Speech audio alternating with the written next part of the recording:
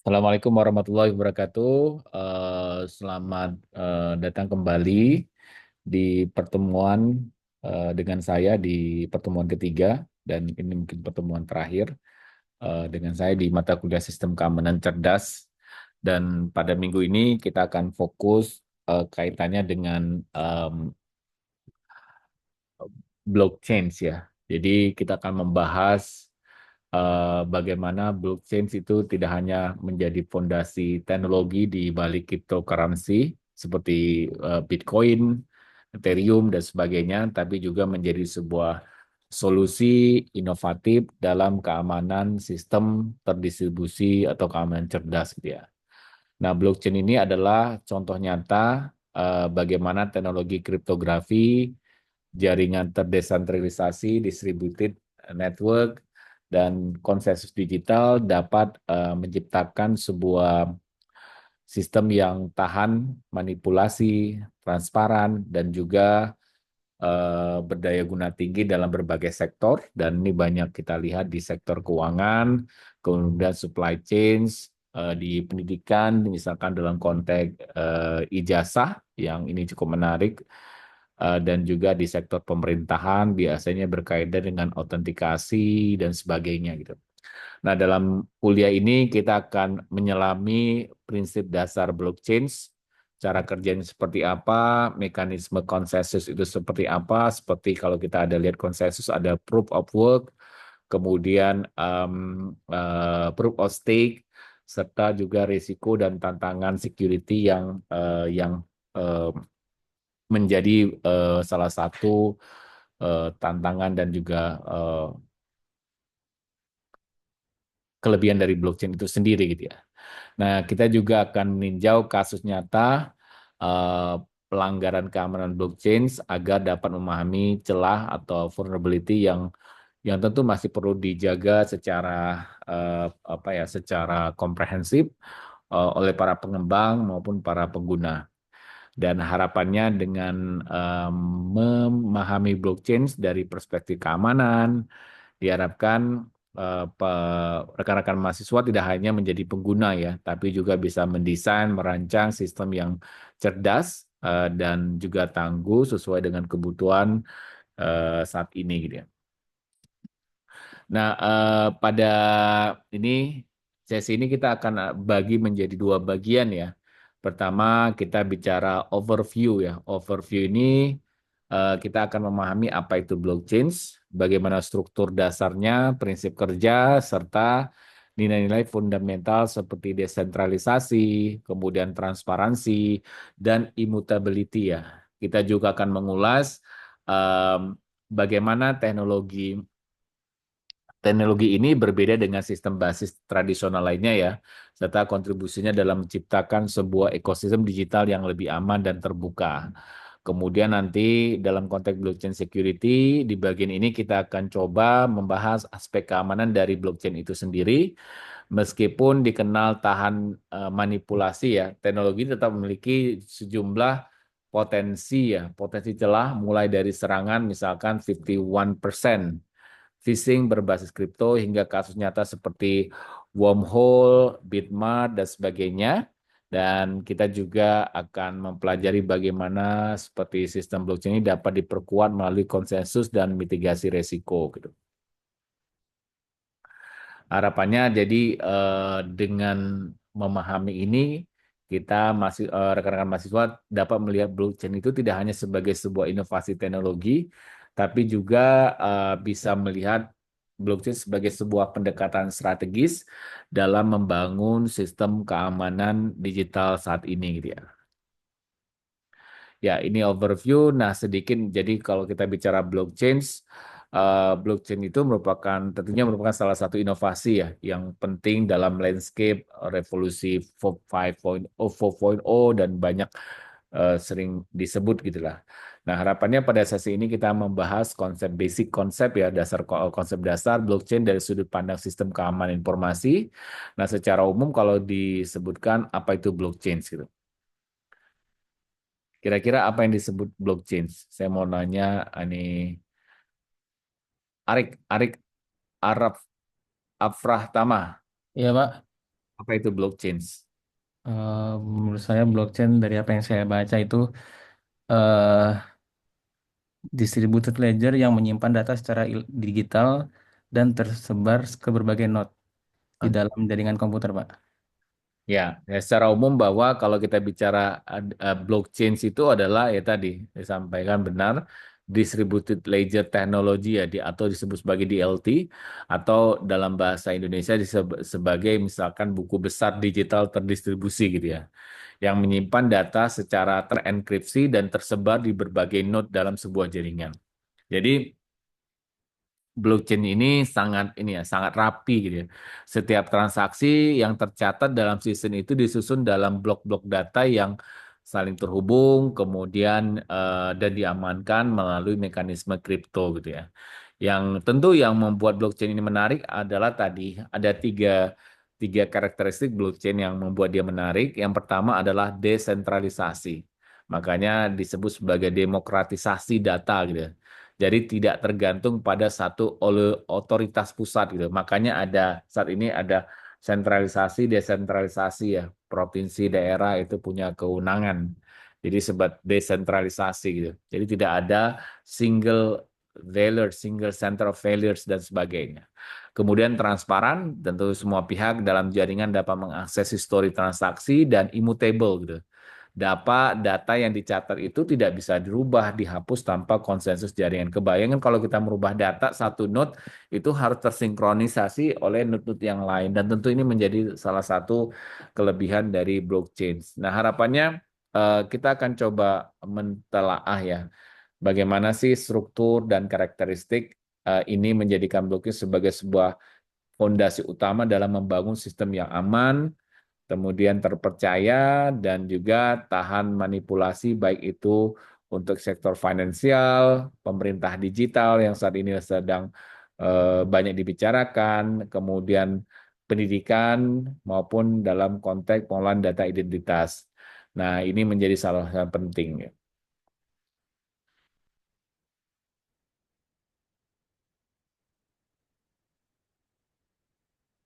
Ya. Nah, kalau kita lihat bagaimana cara kerjanya blockchain-nya. Tadi disebutkan bahwa blockchain itu sebuah sistem basis data digital yang terdistribusi dan terdesentralisasi gitu ya. Di mana setiap transaksi informasi dicatat dalam satu blok gitu ya. Jadi saling terhubung dalam rantai secara kronologis. Dalam konteks ini ya blockchain itu berperan sebagai digital ledger gitu ya. Jadi tadi digital ledger buku besar yang dapat diakses oleh semua node dan jaringan dan sebagainya gitu ya. Nah, setiap node itu memuat informasi seperti waktu transaksi ya. Ada timestamp-nya, kemudian data transaksi itu sendiri, dan juga tanda crypto hash yang menghubungkannya dengan blok sebelumnya gitu. Karena pada dasarnya semua node memiliki salinan data yang sama gitu. Jadi kalau kita sebuah kompleks gitu ya, kalau kita pakai apa blockchain, misalkan apa ya data iuran, iuran iuran apa iuran bulanan gitu. Biasanya kalau iuran bulanan kan kopinya itu hanya di kita. Nah, kalau iuran bulanan itu semua warganya punya catatan apakah saya sudah bayar atau belum dan sebagainya. Jika satu node mencoba mengubah data, ketidaksesuaian ini akan langsung terdeteksi oleh node yang lain dalam jaringan. Jadi kalau ada satu node yang coba merubah, oh saya udah bayar, saya belum bayar saya belum bayar, tapi saya catat sudah bayar dan sebagainya gitu. Jadi tidak bisa seperti itu.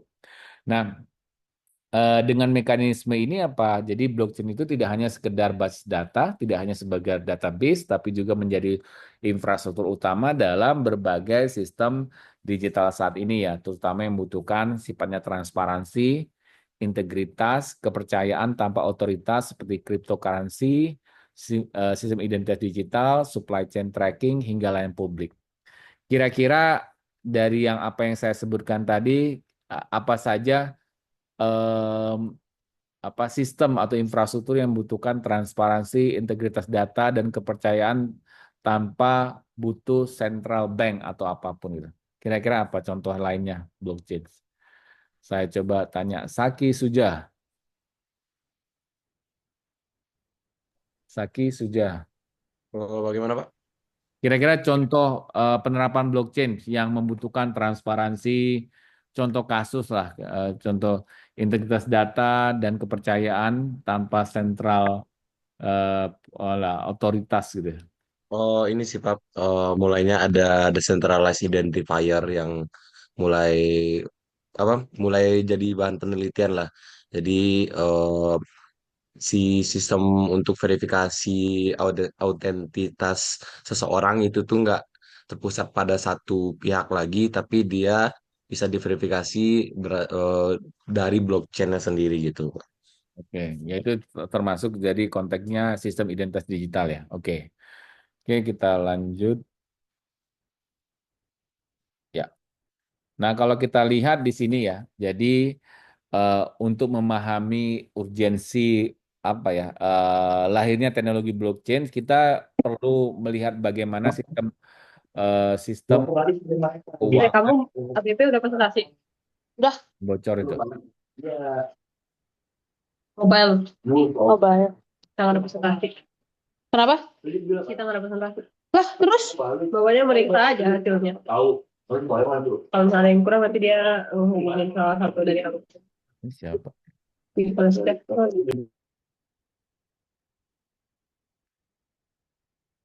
Oke, ada gangguan.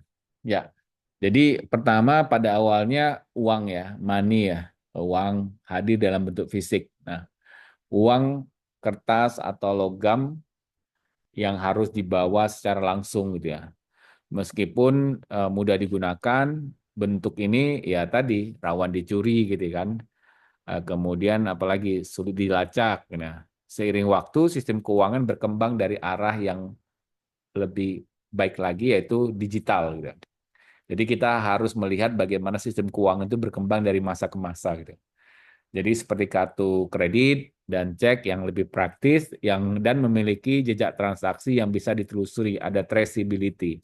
Namun sistem ini tetap tergantung pada pihak ketiga. Ada bank, otoritas atau otoritas pusat keuangan lah sebagai perantara dan penjaga data. Jadi kemudian muncul pertanyaan penting, bisakah kita menciptakan bentuk uang digital yang tidak dikendalikan oleh otoritas pusat, namun tetap aman dan dapat dipercaya? Kira-kira seperti apa? Muhammad Iqbal, bisakah kita menciptakan bentuk uang digital yang tidak dikendalikan oleh otoritas pusat ya, anggaplah Bank Indonesia, namun tetap aman dan dapat dipercaya?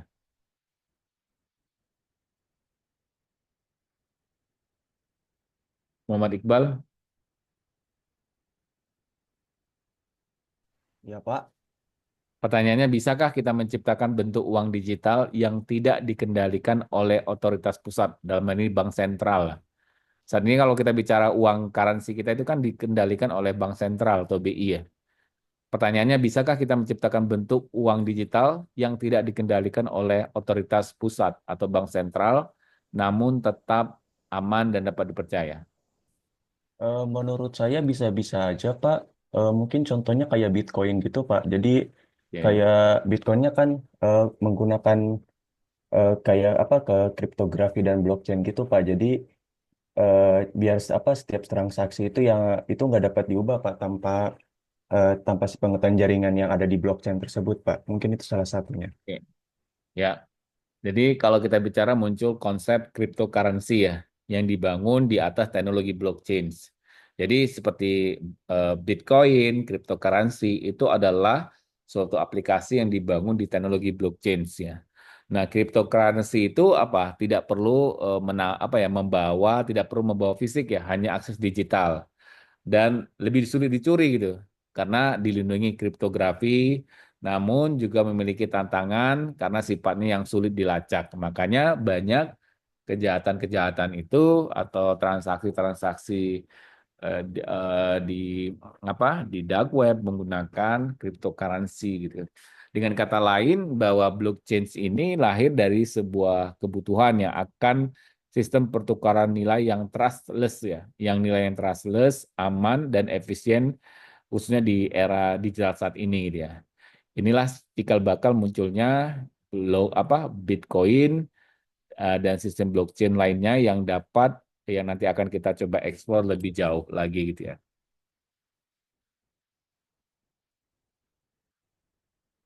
Oh, 6. Ya, eh,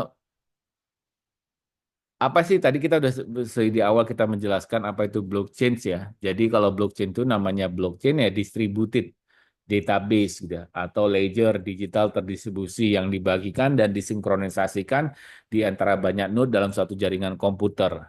Jadi perbedaannya dengan data basis data konvensional yang tersentralisasi, blockchain ini memungkinkan apa? Memungkinkan semua peserta dalam jaringan memiliki salinan data yang sama secara real time gitu ya. Jadi setiap ada perubahan, data akan dikonfirmasi melalui konsensus kolektif, bukan satu otoritas pusat gitu ya. Jadi kalau sistem keuangan saat ini kan pakai central bank. Kalau yang menganut sistem blockchain tidak ada yang disebut sebagai central bank gitu. Jadi sebagai basis data ya blockchain ini menyimpan informasi secara elektronik dalam format digital. Informasi ini bisa berupa catatan transaksi, keuangan, smart contract, data identitas, sertifikat digital, hingga data supply chain ya, dan sebagainya ya. Nah, di dalam blockchain ini, jadi setiap blok itu berisi sejumlah data yang kemudian nanti terhubung ke blok-blok sebelumnya melalui konsep kriptografi, membentuk sebuah rantai data yang tidak dapat diubah tanpa deteksi oleh jaringan dan sebagainya. Maka disebut blockchain. Ya. Nah, tentu poin penting di sini apa? Bahwa blockchain itu bukan hanya menyimpan data gitu. Jadi blockchain itu bukan hanya menyimpan data, tetapi juga dia menjamin integritas dan transparansi data ya. Jadi melalui sebuah struktur dan mekanisme validasinya gitu ya.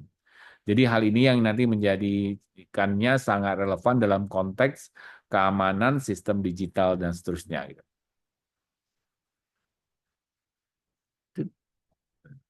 Ya.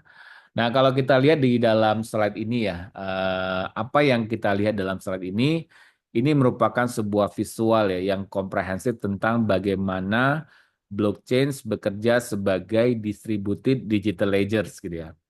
Jadi by definition apa gitu, blockchain ya tadi buku besar yang terdistribusi yang menggunakan mekanisme peer-to-peer ya, peer-to-peer konsensus untuk memverifikasi transaksi gitu ya.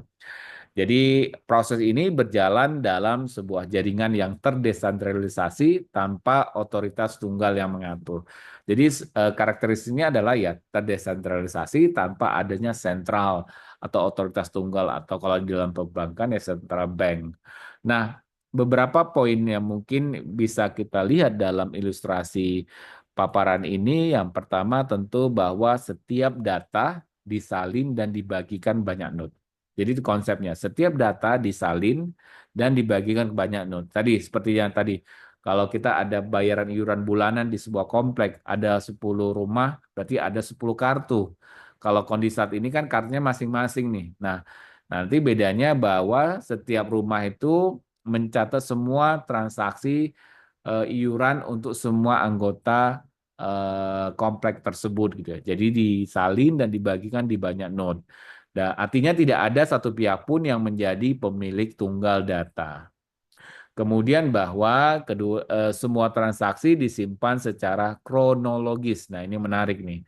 Jadi ada membentuk histori ya, sejarah digital atau yang disebut traceability, ada audit trail-nya gitu. Yang sifatnya berkelanjutan. Kemudian yang ketiga, validasi transaksi dilakukan banyak node nih.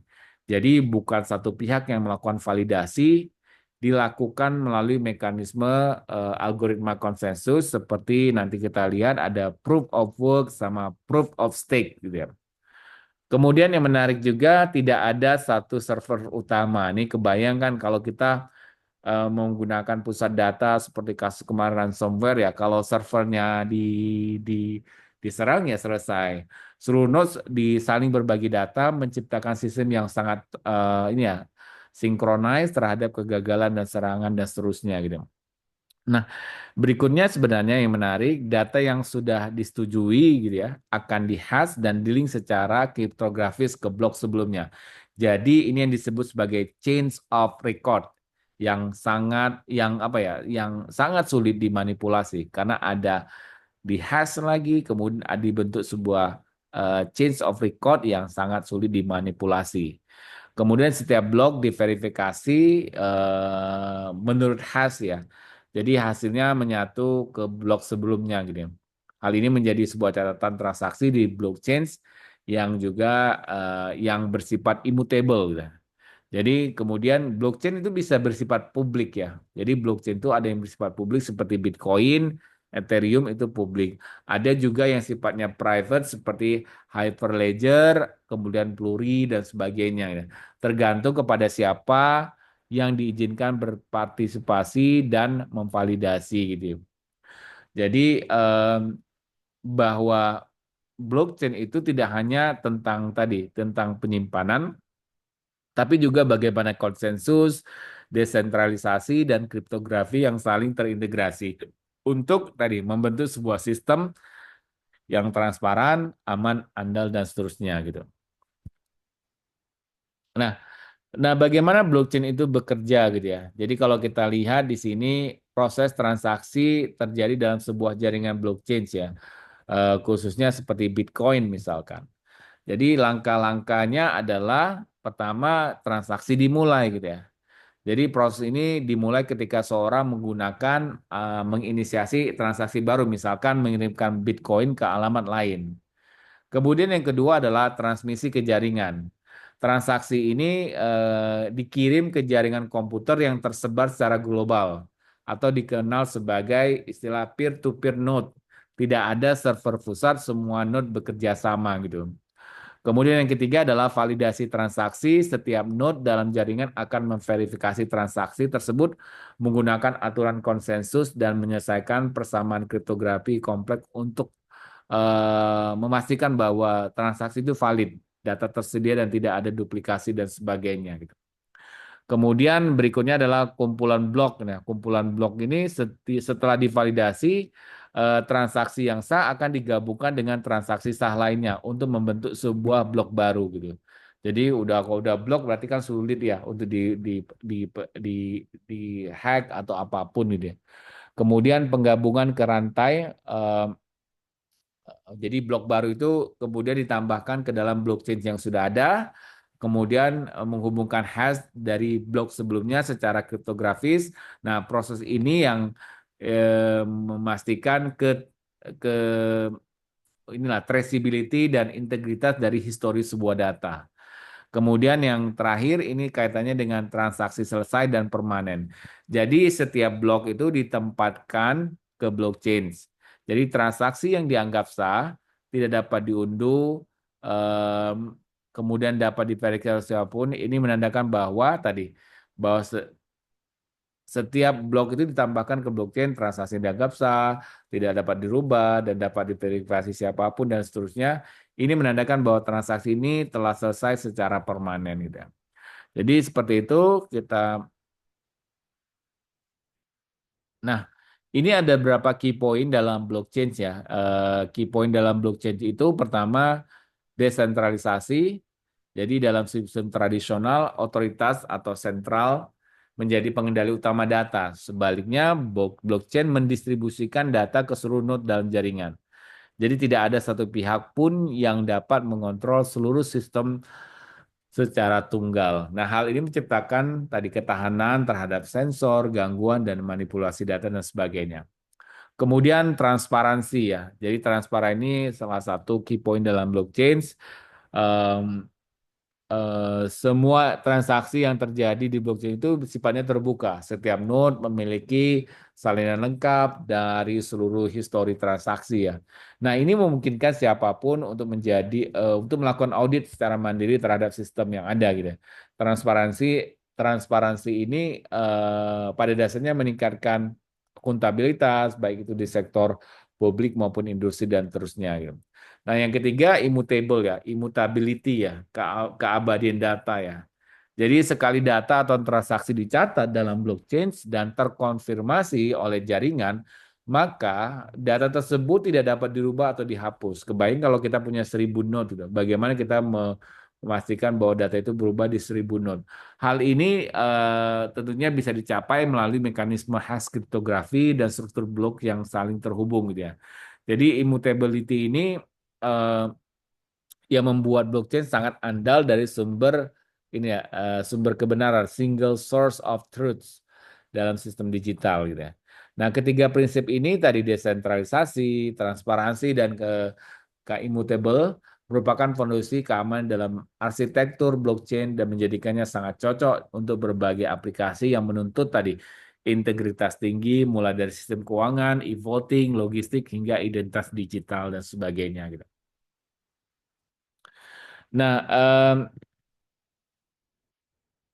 Nah, salah satu fondasi utama teknologi blockchain itu adalah desentralisasi ya. Nah, dalam arsitektur terdesentralisasi, data itu tidak disimpan dalam satu tempat saja, melainkan didistribusikan ke berbagai node dalam jaringan yang tersebar secara geografis ya. Nah, apa manfaat pendekatan ini? Tentu redundansi sistem. Karena salinan data tersedia di banyak node, blockchain tetap dapat berfungsi meskipun sebagian ya node mengalami gangguan gitu ya. Jadi ini salah satunya. Kemudian dalam konteks jadi menghindari tadi kegagalan single point of failures ya. Kemudian yang kedua adalah integritas data dan keandalan data. Jadi kebayang kalau ada seorang aktor jahat mencoba mengubah informasinya di salah satu database. Node-node lainnya tetap mempertahankan versi asli. Dengan begitu sistem ini dapat langsung mengenali dan menolak data yang telah dimanipulasi gitu. Seperti itu. Kemudian mekanisme deteksi dan otomasi ya. Ya, mekanisme deteksi dan otomatis misalkan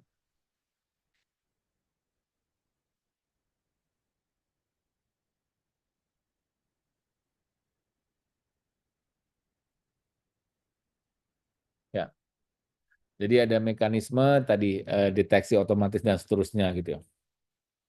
Jadi desentralisasi itu pada saya bukan hanya struktur teknis ya, tapi desentralisasi ini memastikan bahwa mekanisme keamanan yang melekat pada desain blockchain gitu. Ia menggantikan kepercayaan pada otoritas pusat atau biasanya central bank ya dengan konsep trust in the system yaitu algoritma, distribusi data dan konsensus kolektif dan seterusnya gitu.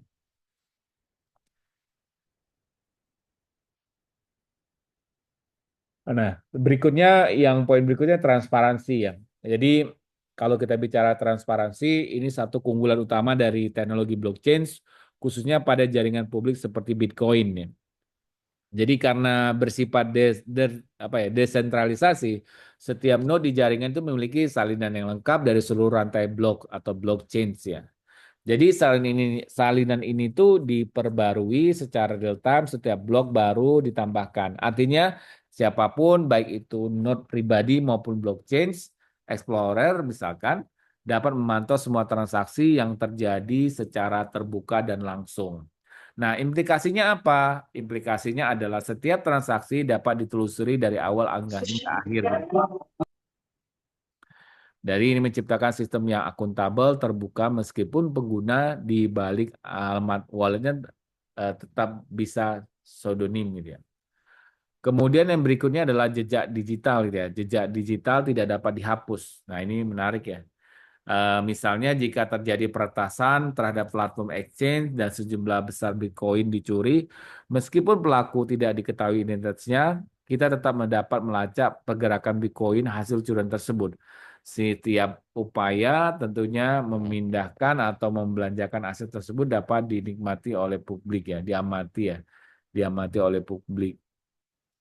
Kemudian beberapa contoh nyata, ini beberapa bursa kripto besar yang mengalami peretasan di masa lalu ini, misalkan meskipun dana hilang, aset yang dicuri tetap dapat dilacak karena tercatat di blockchain. Ini menunjukkan bahwa blockchain itu memberikan sebuah kombinasi antara privacy dan auditability dan seterusnya gitu. Nah ini ada beberapa contoh ya. Bisa explore lebih lanjut di blockchain.com.explore. Nah,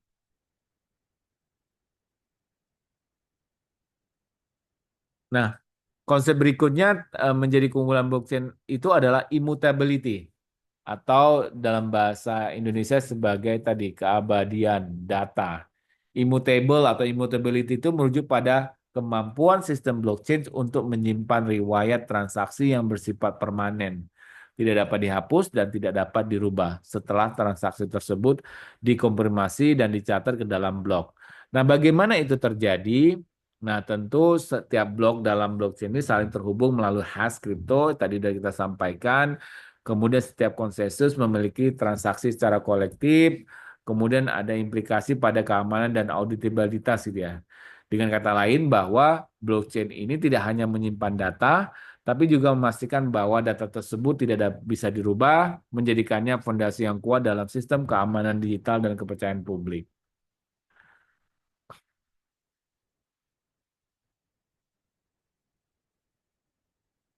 Nah, ini ada berupa gambar, saya nggak tahu apakah terlihat atau tidak gitu ya. Jadi em, kalau dilihat di lebih dekat gitu ya, mungkin bisa terlihat ya. Jadi ini mekanisme rantai pasok atau chaining method ya. Jadi menjadi ciri khas utama dari teknologi blockchain. Nah, setiap unit dalam blockchain itu disebut sebagai blok. Nah, setiap blok terdiri dari dua komponen utama. Yang pertama blok headers berisi informasi metadata yang penting, kemudian block body memuat daftar transaksi dan seterusnya. Nah, kalau kita lihat bahwa di setiap blok baru itu terkait langsung dengan blok sebelumnya menjadi nilai hash dari headers blok sebelumnya. Nah, ini menciptakan struktur berantai yang menjamin bahwa jika satu blok berubah, maka semua blok sebelahnya akan menjadi tidak valid karena hashnya tidak akan cocok gitu.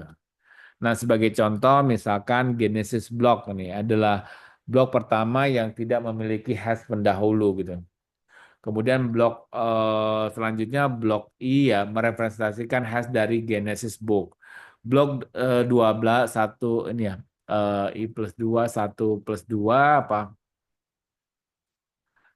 satu ini ya kemudian mereferensikan hash dari blok I dan seterusnya gitu ya. Blok ya. Nah, sebagai contoh, jadi implementasi keamanan membuat blockchain itu tahan terhadap pemalsuan data gitu ya. Karena untuk memodifikasi satu transaksi, penyerang harus menghitung ulang hash untuk seluruh rantai blok berikutnya yang secara komposisional itu sulit ya. Secara computing itu sulit. Nah, dengan memahami ini, mahasiswa tentu lebih menghargai mengapa blockchain itu sebagai immutable dan trustless. Kepercayaannya dibangun dari struktur data dan algoritma bukan dari pihak ketiga gitu.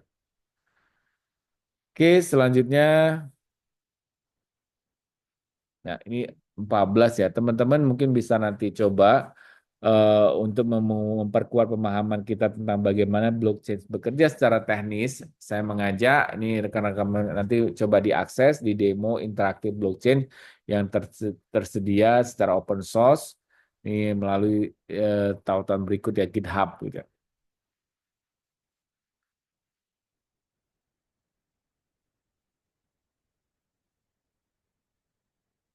Nah, tentu tadi kalau kita bicara ini banyak hal yang penting ya. Tentu kaitannya dengan visualisasi interaktif, sehingga relevan untuk murid, mahasiswa, misalkan Kak, di dalam konteks keamanan cyber dan seterusnya gitu.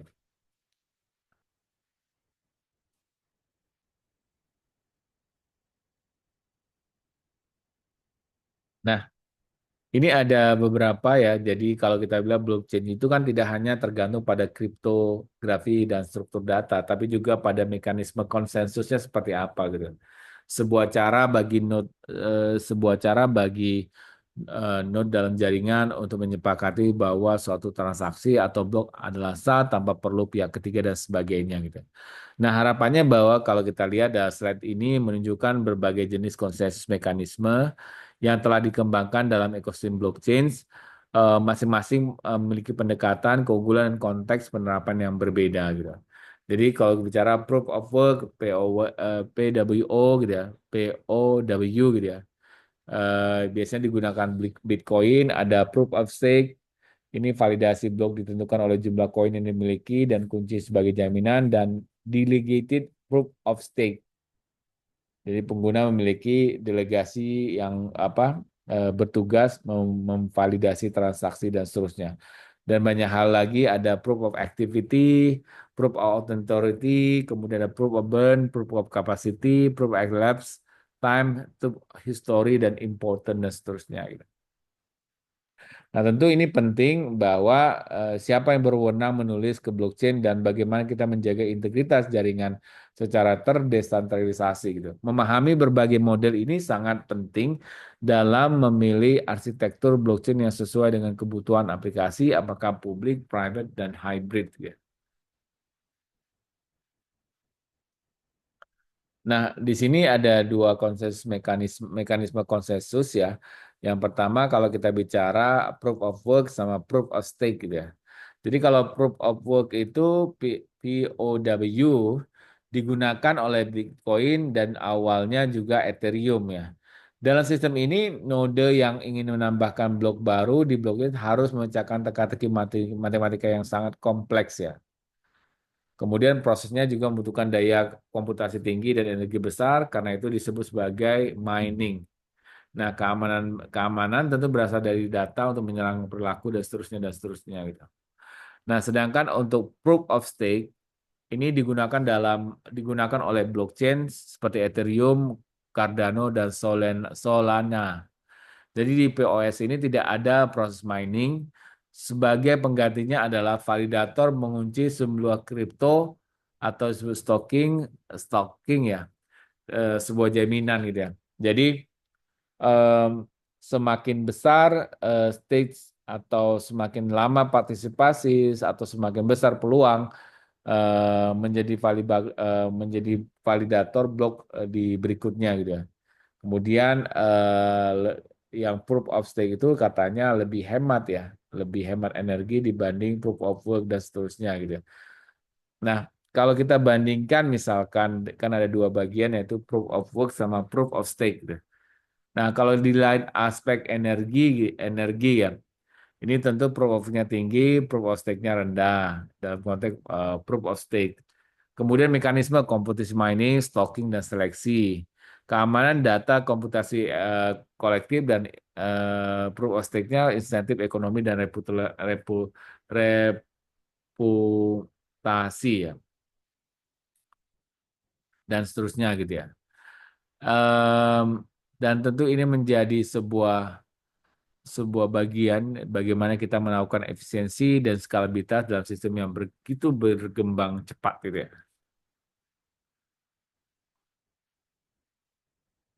Nah, Bapak teman-teman semuanya ya, teman-teman semua mahasiswa ya, proof of work ini adalah mekanisme ya, mekanisme konsensus yang pertama kali diperkenalkan dalam teknologi blockchain. Nah, digunakan tuh sejak 2009. Nah, tujuannya adalah untuk memastikan bahwa setiap blok baru yang ditambahkan ke blockchain setelah terverifikasi oleh jaringan melalui proses komputasi yang insentif gitu ya. Jadi kalau kita lihat ada komputasi masif, masif, ada juga nanti bicara siapa cepat dia dapat, misalkan ada keamanan jaringan pengguna dan seterusnya gitu.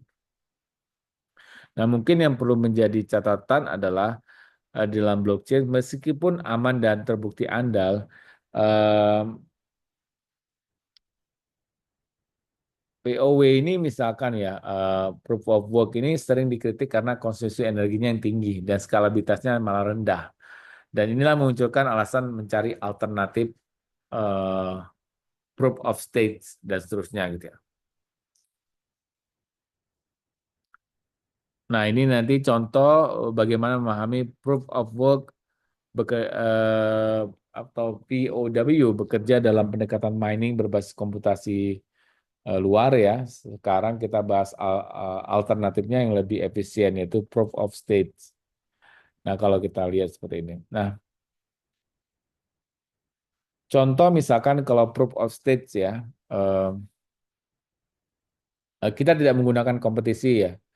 komputasi seperti proof of work. Ya. Sebaliknya dalam sistem POC, partisipan itu disebut validator, bukan miner.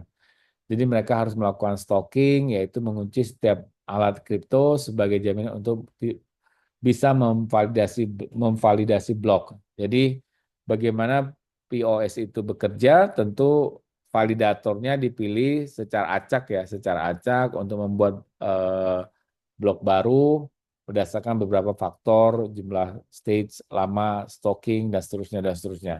Sampai nanti ada terbukti melakukan kecurangan, dan seterusnya, dan seterusnya.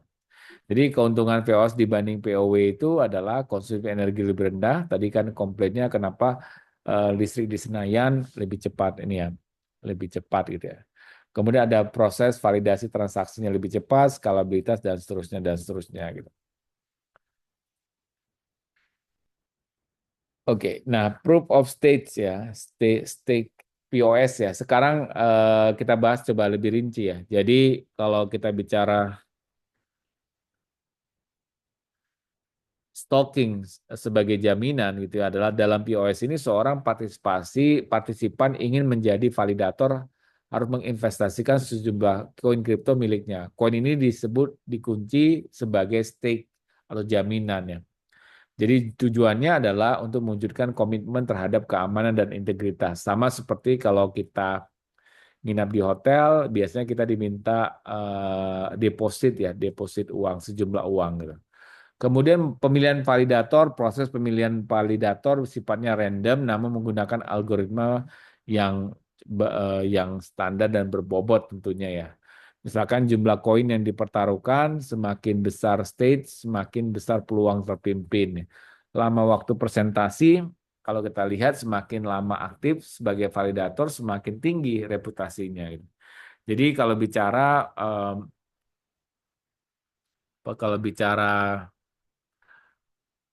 validasi dan imbalan ini menjadi bagian penting ya. Dan tentunya kalau point of state ini menciptakan ya sistem yang lebih hemat energi dibanding point of work dan mendorong partisipasi jangka panjang. Hal ini tentunya menyeimbangkan efisiensi, keamanan, dan insentif ekonomi secara berkelanjutan. Nah, ini ada berapa ini. Kalau kita dari slide ini ada coba membandingkan antara proof of work sama proof of stakes berdasarkan pro cons-nya apa. Pro-nya proof of work itu adalah kompetisi terbuka, reward crypto, validasi bersifat terdesentralisasi, keamanan tinggi dan sebagainya. Sedangkan kekurangannya ada perlu perangkat keras mahal seperti ASIC, GPU, konsum energi yang sangat tinggi, transaksinya lambat dan seterusnya gitu. Nah, sedangkan untuk proof of stake tidak memerlukan peralatan mahal, cukup dengan stalking aset kripto. Transaksi cepat karena proses validasi tidak melibatkan perhitungan kripto berat dan lebih efisien secara energi dan sebagainya gitu. Nah, kekurangannya apa? Kekurangannya kalau kita lihat di sini kekurangannya apa? Resiko penimbunan koin atau belum terbukti pada skala besar dan seterusnya. Validasi dan juga investasi menjadi hal yang penting dalam mendukung partisipasi semesta. Nah, kalau kita lihat bahwa pemilihan mekanisme konsensus bukan hanya soal teknologi, tapi juga soal konteks penggunaannya gitu. Jadi proof of work ini cocok untuk jaring publik dengan orientasi keamanan maksimal. Ada kalau POS lebih cocok untuk aplikasi modern yang lebih efisien kecepatannya juga dan keberlanjutan dan seterusnya gitu. Nah, kalau kita lihat bahwa ini ada membandingkan ada proof of work sama proof of state. Nah, tadi kita sudah coba jabarkan gitu ya. Jadi kalau proof of work itu menggambarkan sistem yang berbasis komputasi, penuh kompetensi dan berakar pada kekuatan yang ada gitu ya. Sedangkan POS adalah menggambarkan sistem berbasis komitmen ekonomi, efisiensi energi dan kecepatan transaksi dan seterusnya gitu. Oke. Ya, nah kita coba sedikit melihat apa itu Bitcoin ya. Jadi kalau siapa ini saya mau tanya dulu, siapa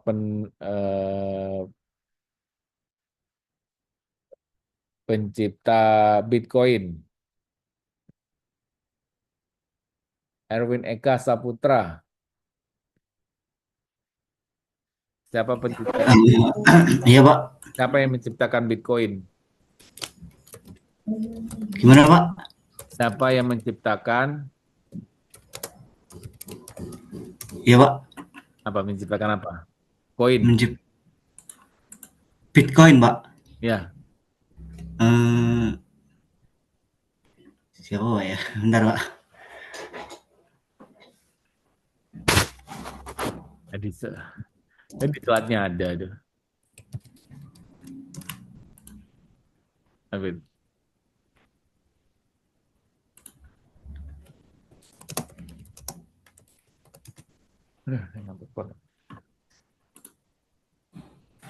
Oh, ini, Pak. Ya, maaf, Pak, dari kamar mandi tadi saya, Pak. Itu, Pak, di PPT menjelaskan yang menciptakan Bitcoin itu Satoshi Nakamoto, Pak. Satoshi Nakamoto ya. Oke. Iya, Pak. Jadi ini sebenarnya Bitcoin itu apa sih? Kenapa Bitcoin itu lahir? Karena itu sebagai respon ya terhadap krisis keuangan global sekitaran tahun 2008 ya.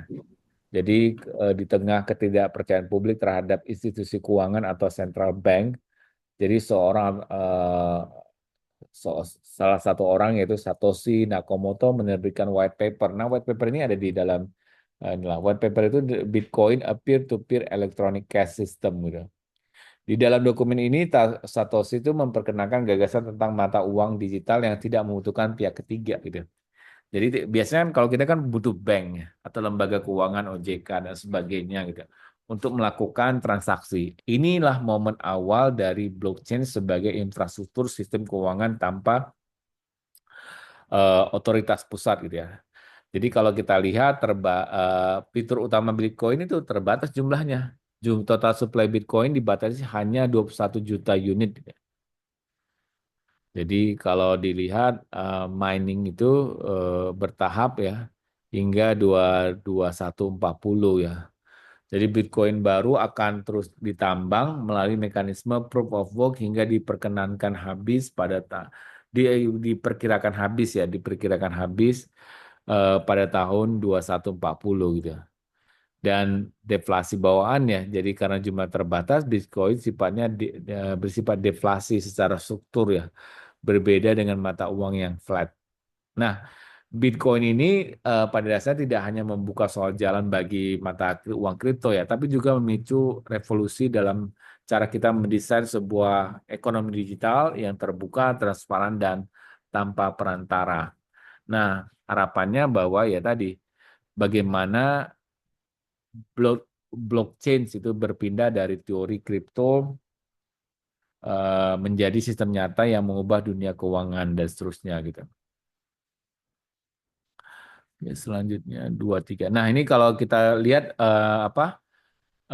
memperjelaskan visual proses Bitcoin mining ya. Jadi mekanismenya yang digunakan dalam sistem proof of work untuk memvalidasi transaksi dan menambahkan blok baru ke dalam blockchain-nya. Nah, kalau kita lihat di sini dari gambar ini ada inisiasi transaksi ya, inisiasi transaksi. Jadi misalkan seorang pengguna ingin membeli produk dari vendor menggunakan Bitcoin. Nah, proses ini dimulai dengan membuat permintaan transaksi yang menggunakan private key untuk menandatangani digital permintaan tersebut ya. Kemudian membuat blok baru. Nah, transaksi yang dibuat dikumpulkan bersama dengan transaksi lain dan dibentuk menjadi sebuah blok baru. Dan berikutnya adalah istilahnya blok yang kemudian disiarkan ke seluruh node ke jaringan itu menjalankan perangkat lunak mining. Kemudian yang berikutnya ada kompetisi miner dimulai. Setiap miner akan mulai bersaing untuk menyelesaikan teka-teki kriptografi, yaitu menemukan hash yang sesuai dengan tingkat kesulitan jaringan. Nah, proses ini yang bersifat sebagai trial and error dan membutuhkan daya komputasi tinggi. Makanya kan kita butuh infrastruktur yang ini nih, yang handal dan listriknya juga tinggi gitu. Nah, yang terakhir adalah, dan dua terakhir ini adalah validasi dan reward ya. Miner pertama yang berhasil menemukan solusi valid akan mendapatkan hak untuk menambahkan blok ke blockchain dan menerima hadiah berupa Bitcoin baru yang dicetak sebagai insentif. Nah, blok tersimpan secara permanen dan setelah divalidasi, blok yang baru ditambahkan akan menjadi bagian permanen dari blockchain. Nah, vendor ini yang menjadi sebuah hal yang menarik ya. Nah, dari gambar ini kita lihat bahwa Bitcoin mining ini tidak hanya menciptakan koin baru gitu ya. Jadi bukan hanya kita menciptakan koin baru, tapi yang lebih penting adalah menjaga integritas jaringan dengan memverifikasi transaksi secara terdesentralisasi dan terbuka. Nah, ini oke. Selanjutnya ya. Nah, ini selanjutnya kalau kita lihat ya, bagaimana sistem insentif dalam mining Bitcoin bekerja gitu. Bagaimana rewardnya terus menurun melalui proses yang disebut halving gitu ya. Jadi mekanisme reward awal itu saat Bitcoin pertama kali diluncurkan pada tahun 2009 oleh nah, Satoshi ya, para miner ini diberikan 50 BTC ya, 50 BTC sebagai hadiah untuk setiap blok baru yang berhasil mereka tambahkan ke blockchain. Ini adalah insentif awal untuk mendorong partisipasi dalam jaringan yang masih baru dan belum bernilai komersial gitu. Kemudian ada halving, ada pemotongan reward, namun untuk menjaga kelangkaan dan mengontrol inflasi, Bitcoin dirancang dengan mekanisme halving, yakni memotong reward sebanyak 50% dari setiap 2.100 ini ya 210.000 blok ya, sekitar setiap 4 tahun ya. Jadi misalkan 2012 gitu, reward turun dari 50 BTC menjadi 25 BTC. 2016 turun lagi menjadi 12,5 BTC. 2050 lebih kecil lagi menjadi 6,25 BTC per blok dan seterusnya gitu ya. Nah, kalau kita lihat apa ini, misalkan dari sini kan kita hitung ya sebagai gambaran pada harga kisaran 29.000 dolar per BTC per 2022. Seorang miner yang berhasil menyelesaikan satu blok itu akan menerima berapa USD?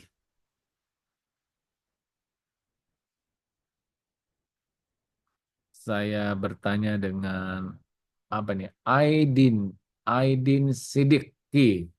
Iya, Pak. Nah, tadi Aidin. Nah, contoh nih. Pada anggaplah tahun 2005 harga pasar Bitcoin itu sekitar 29.000 per Bitcoin.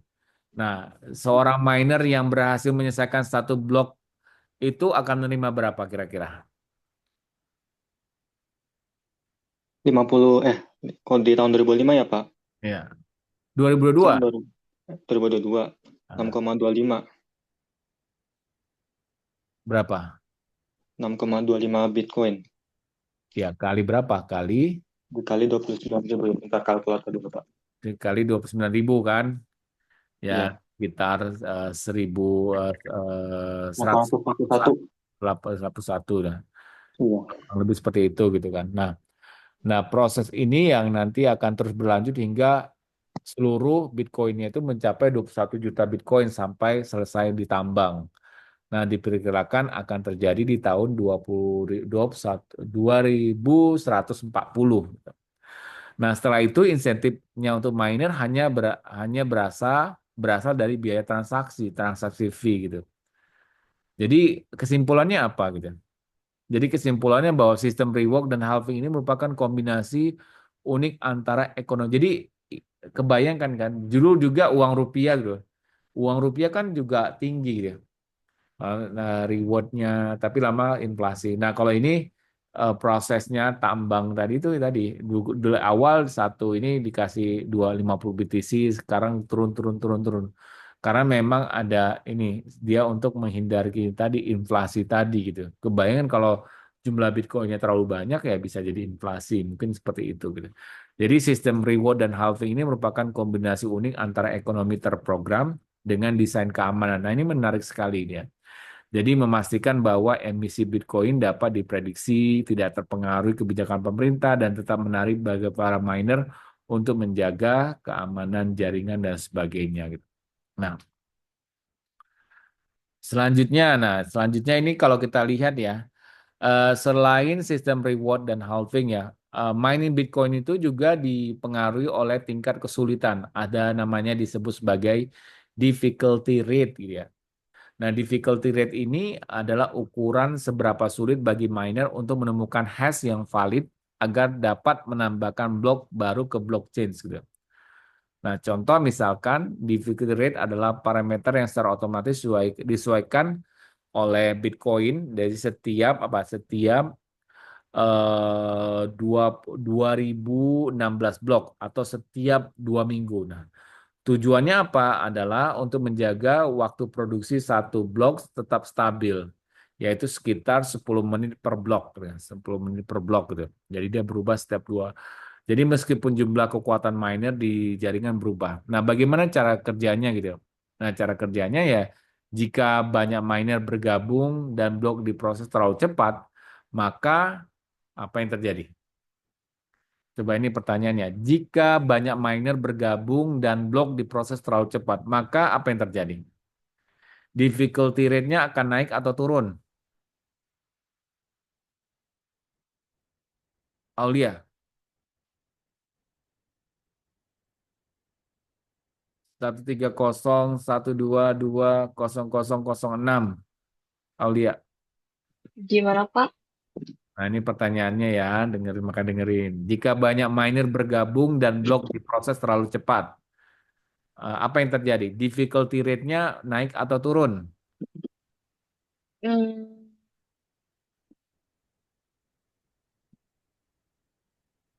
kalau kalau misalnya cepat tuh berarti bloknya jadi terbatas atau gimana?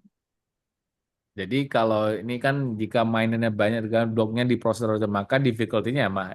Loginya gini aja sederhana.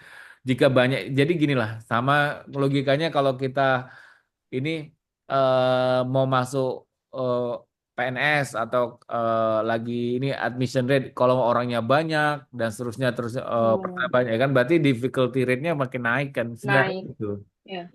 gitu kan. Nah, Oke, Pak. jika jaringan melambat difficulty-nya akan menurun gitu ya. Yang melambat mungkin ya tidak banyak ini. Kemudian banyak hal yang lainnya dan seterusnya gitu ya. Nah, kalau kita lihat dari historis ya, saat Bitcoin diluncurkan di 2019, tingkat kesulitan itu hanya satu gitu. Kemudian pada tahun 2020 tingkat kesulitannya melonjak menjadi 16 ini ya, 16 sekitar 16 triliun gitu. Kebayangkan maksudnya 2009 itu tingkat kesulitannya satu. Karena apa? Iya, Pak. Karena sepi kan masih belum banyak gitu. Hmm. 2020 tingkat kesulitan melonjak sampai 16 triliun. Nah, ini apa yang mencerminkan peningkatan luar biasa dalam daya komputasinya gitu. Makanya kalau kita mau mining biasanya itu bisa-bisa laptop apa desktop kita ya hang atau butuh energi listrik yang besar dan sebagainya. Nah, implikasinya apa gitu ya? Implikasinya ini ya, ini menunjukkan bahwa peluang seorang individu untuk memecahkan blok secara mandiri semakin kecil. Tanpa apa? Tanpa apa coba? Tahu nggak? Tanpa ya tanpa alat yang canggih ya tadi. Jadi makanya sekarang dulu mungkin mining orang berhasil ya dulu ya mungkin. Kalau sekarang ya mungkin sulit gitu ya. Jadi nggak ya kalau mau coba-coba mining ya boleh mungkin dulu gitu ya. Misalkan kalau anak saya yang masih SMP mau belajar mining ya. Oh, ya tadi mungkin dulu zaman cerita-cerita buku itu kan gampang ya cerita buku. Tapi kalau untuk kondisi saat ini di 2020 aja 16 triliun apalagi 2025 gitu. Jadi difficulty adjustment ini menjadikan sebuah mekanisme menjaga tadi keamanan, stabilitas, dan desentralisasi jaringan Bitcoin secara otomatis. Nah, dengan kata lain bahwa kombinasi reward yang menurun atau halving dengan tingkat kesulitan yang meningkat, ini menciptakan Bitcoin ini menciptakan keseimbangan antara insentif ekonomi, kontrol inflasi, dan keamanan jaringan yang dinamis dan seterusnya gitu. Nah, berikutnya, kalau kita lihat Ethereum. Nah, ini Ethereum tadi kita bicara Bitcoin. Nah, bagaimana dengan Ethereum? Nah, Ethereum ini awalnya menggunakan model mining yang mirip Bitcoin ya, yaitu proof of work ya. Namun dengan beberapa perbedaan teknis seperti ada algoritma hashing yang digunakan di Ethereum, ada Ethash itu ya, yang lebih ramah dengan GPU dan seterusnya. Eh, Kemudian ada nanti blok Ethereum itu diproduksi lebih cepat sekitar 12 sampai 14 detik dibandingkan 10 menit di Bitcoin. Nanti mungkin kita lihat bagaimana proses Ethereum yang ada gitu. Kita lanjut. Nah, kemudian untuk menjalankan dari setiap transaksi atau di jaringan Ethereum, pengguna harus membayar biaya yang disebut sebagai gas fee gitu. Bukan gini ya, gas fee bukan tax fee gitu. Jadi istilah ini penting untuk dipahami karena merepresentasikan biaya komputasi yang dibutuhkan untuk menjalankan aktivitas di blockchain Ethereum gitu. Jadi apa itu gas? Itu menurut dari dokumentasi resminya si Ethereum itu, gas itu adalah ya tadi, gas is a full that allow the Ethereum gitu ya. Ethereum network to operate just like gasoline ya. Is the full that power a car. Jadi gas fee itu adalah biaya transaksi yang dibayarkan agar jaringan Ethereum itu bisa memproses permintaan kita gitu. Jadi kalau kita lihat ada request, ada ya telepon lah. Ya kalau nggak ada telepon nggak ada request ya. Setiap ada request ada transaksi. Eh, Baik itu pengiriman token, eksekusi smart contract atau deployment aplikasi terdesentralisasi. Jadi ada gas fee-nya.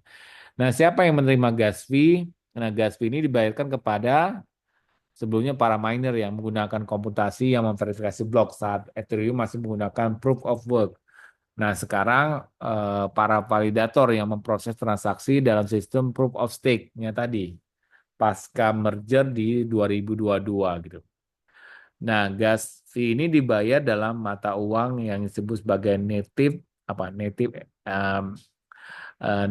Ethereum ya, ETH gitu. Ini kayak Zurich ETH. Nah, kenapa gas fee itu bisa bisa mahal gitu? Ada yang pernah ini nggak main di Ethereum? Nah, kalau gas fee itu sifatnya dinamis ya, dan tergantung pada kompleksitas transaksi dan kepadatan jaringan pada saat itu gitu ya. Contoh misalnya kalau kita bicara smart contract seperti ada N- NVT gitu ya, atau aplikasi yang lainnya yang membutuhkan lebih banyak gas fee dibanding sekedar mentransfer ini ya, native Ethereum gitu. Jadi gas fee ini adalah sebuah mekanisme insentif dan kontrol beban kerja pada jaringan Ethereum, memastikan bahwa setiap eksekusi memiliki harga dan mencegah spam atau menyalahgunakan sumber daya blockchain. Em, jadi kita harapkan bahwa jawabnya gini, kapasitas ya, why gas fee is expensive tadi kita sudah coba lihat gitu kan, apa beberapa hal yang mempengaruhi kapasitas transaksi yang terbatas, kemudian popularitas Ethereum juga karena fleksibilitas Ethereum menjadi platform favorit bagi pengembang untuk membangun smart contract dan aplikasi terdesentralisasi gitu ya. Nah, kompleksitas ini tergantung dari kerumitannya gitu ya. Jadi transfer dari apa ya? Dari biaya gas tinggi karena mengakibat banyak langkah komputasi seperti penyimpanan, kemudian memanggil fungsi atau memverifikasi kondisi tertentu gitu. Nah, kesimpulannya apa? Gas fee di Ethereum mahal karena terbatasnya throughput jaringan, bisa jadi kompetisi pengguna di waktu sibuk, kompleksitas smart contract, dan juga desain ekonomi yang berbasis supply and demand gitu dan seterusnya gitu. Nah, apa sih tantangan? Nah, dalam konteks security apa sih tantangan blockchain security gitu ya? Nah, walaupun blockchain ini sering disebut sebagai sebuah sistem yang aman karena bersifat terdesentralisasi gitu ya, dan menggunakan kriptografi canggih, nah, pada kenyataannya masih terdapat beberapa ancaman keamanan yang harus diwaspadai gitu ya. Jadi berikut ini ada satu contoh, misalkan ada beberapa contoh, misalkan routing attack. Nah, routing attack ini apa nih? Ya, serangan rute jaringan lah gitu ya. Nah, blockchain bergantung pada transfer data besar-besaran secara real time melalui jaringan internet. Nah, attack modelnya penyerang dapat mengintersepsi atau menyadap lalu lintas data saat melintasi internet service provider tanpa terdeteksi oleh pengguna blockchain. Contoh, jadi menunda transaksi atau memanipulasi jarum komunikasi antar node. Nah, ini salah satu tadi routing attacks. Nah, ini ada istilah ini yang penting nih, 51% attacks. Apa itu 51% attacks? Jadi kalau 51% attack ini jika sekelompok penambang menguasai lebih dari 50% kekuatan komputasi hash rate satu jaringan, maka mereka bisa mengendalikan validasi blok, melakukan double spending, dan menolak transaksi baru, gitu. Jadi serangan ini mengancam jaringan public blockchain yang berskala kecil yang daya komputasinya belum cukup besar. Nah, private blockchain ini tidak rentan terhadap serangan ini karena aksesnya terbatas, gitu ya. Kemudian ada apa, seal bill attack ya. Seal bill attack ini apa? Dinamai dari karakter dalam psikologi dengan banyak kepribadian ya. Sibil ya, labil lah gitu ya. Sil apa sibil, labil, sibil lah. Banyak kepribadian ya. Dalam blockchain ini serangan ini dilakukan dengan menciptakan banyak identitas palsu untuk mendominasi jaringan. Nah, tujuannya adalah untuk mengacaukan sistem voting, konsensus, atau reputasi, dan menyebabkan overload sistem gitu. Dan yang terakhir adalah phishing attack. Nah, ini umum common ya. Serangan klasik di apa ya, di dunia cyber attack juga bisa menyerang ekosistem blockchain. Nah, penyerang mengirim ke email palsu atau membuat situs tiruan untuk menipu pengguna agar memberikan private key atau seed phrase mereka gitu. Nah, sifat blockchain yang irreversible itu membuat phishing sangat berbahaya karena sekali aset dicuri tidak bisa dikembalikan gitu. Nah, kesimpulannya apa? Bahwa blockchain itu ya bukan berarti bebas resiko ancaman cyber. Pemahaman tentang potensi serangan itu sangat penting agar pengembang, pengguna dan institusi ya bisa membangun sebuah sistem yang lebih tangguh dan berkelanjutan dan seterusnya gitu. Nah, ini contoh kasus ada ini ya, satu kasus pelanggaran keamanan blockchain terbesar yang terjadi baru-baru ini ya, ya mungkin ya 2 tahun yang lalu atau 3 tahun yang lalu lah, masih baru lah. Jadi ini ada wormhole. Nah, wormhole ini apa nih? Mungkin ada yang pernah ini nggak? Apa itu wormhole? Gavin Indra, pernah dengar wormhole nggak, Gavin Indra?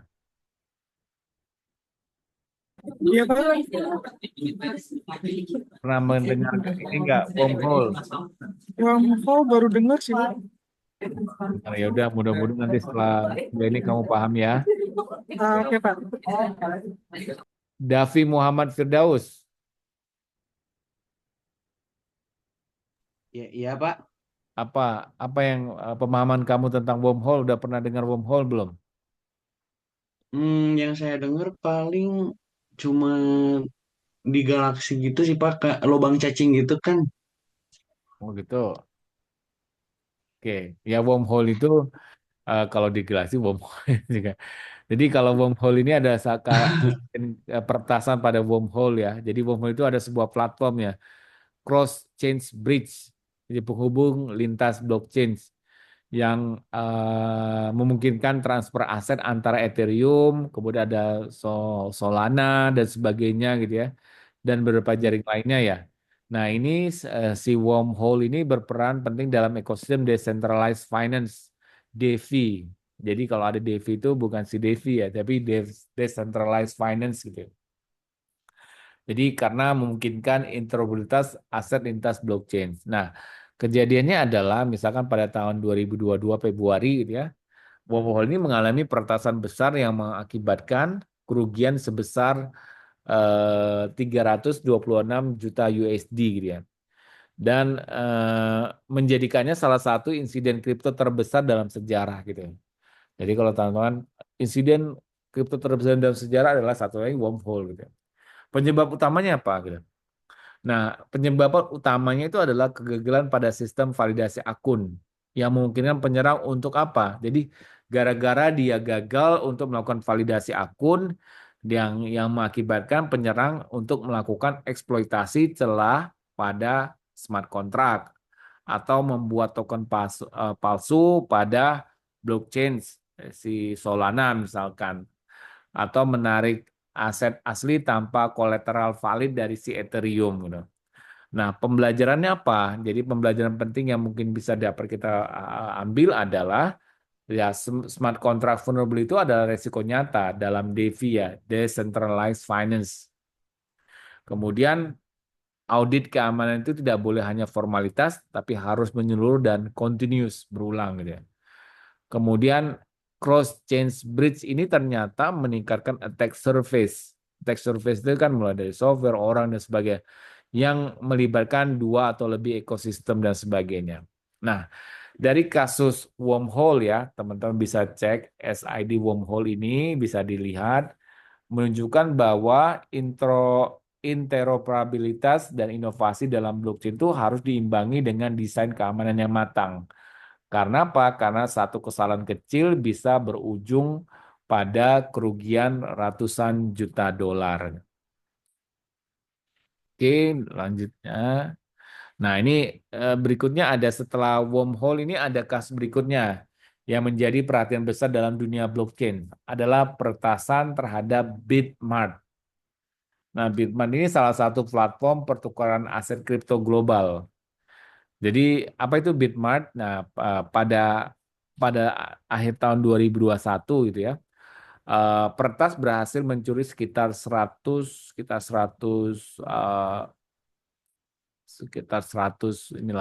seratusan 50 juta dari Bitmart dengan mengeksploitasi dua hot wallet ya.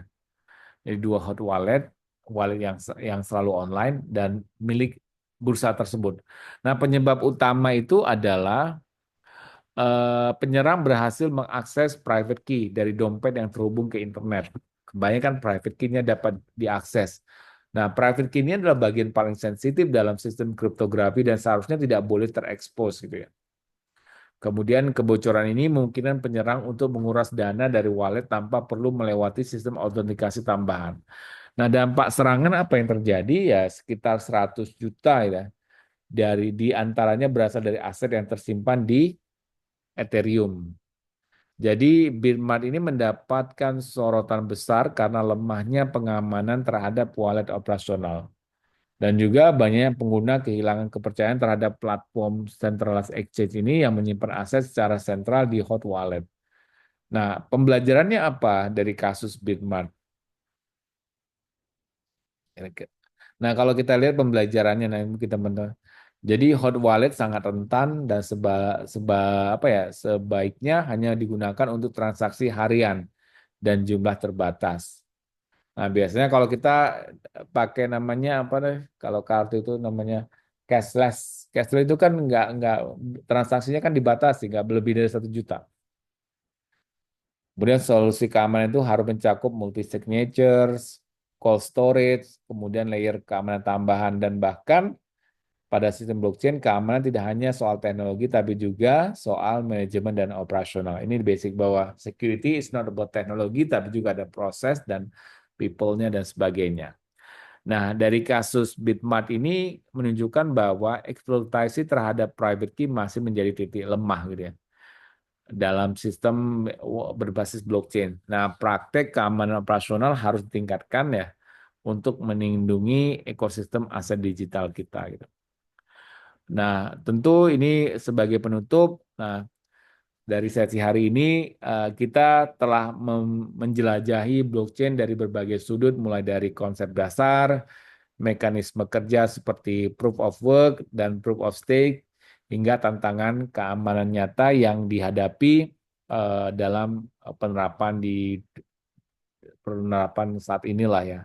Jadi poin-poin yang perlu diingat oleh mahasiswa adalah blockchain itu bukan sekedar teknologi kripto, tapi sistem pencatatan digital yang apa? Nah, saya mau nanya nih. Saya mau nanya kepada nih Faik Misbah Yahdi. Faik Misbah Yahdi. Ada? Faik?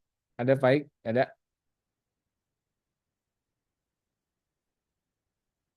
Kanzi Rizky. Kansa Rizky. Kansa Rizky. Kansa nggak ada?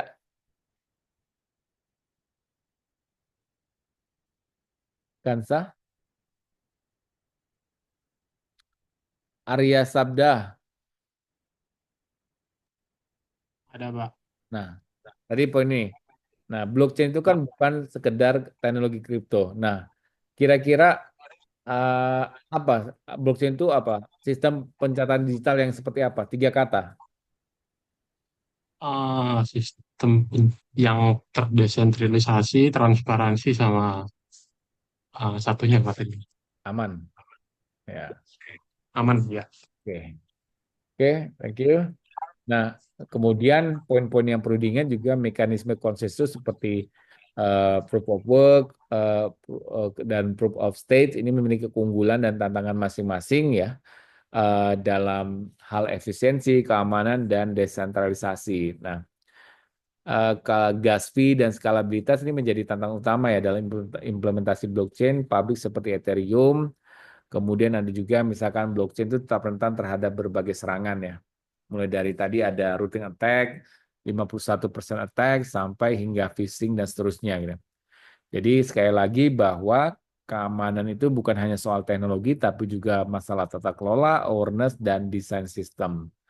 Nah, nanti ini mungkin pertanyaannya adalah seperti apa nih? Apakah kita bisa menerapkan prinsip-prinsip blockchain di sektor seperti pendidikan, logistik, dan pemerintah?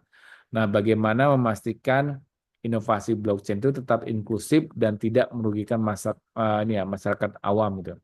Apakah regulasi dan teknologi bisa beriringan untuk menciptakan blockchain yang aman dan seterusnya. Nah, tentunya bahwa blockchain ini menawarkan potensi luar biasa, tapi tidak sekedar teknologi besar di dalamnya. Ia hanya sebagai tidak akan sekuat etika tidak bisa berdiri sendiri. Maka sebagai seorang calon profesional ya Anda sebagai mahasiswa tugasnya bukan hanya menguasai teknologi, tapi mengolahnya dengan secara bijak untuk manfaat yang luas dan sebagainya. Mungkin itu yang bisa saya sampaikan. Terima kasih. Assalamualaikum warahmatullahi wabarakatuh. Kita ini sebelumnya nanti kita ada tugas kelompok. Ntar saya ini stop sharing dulu. Terima kasih.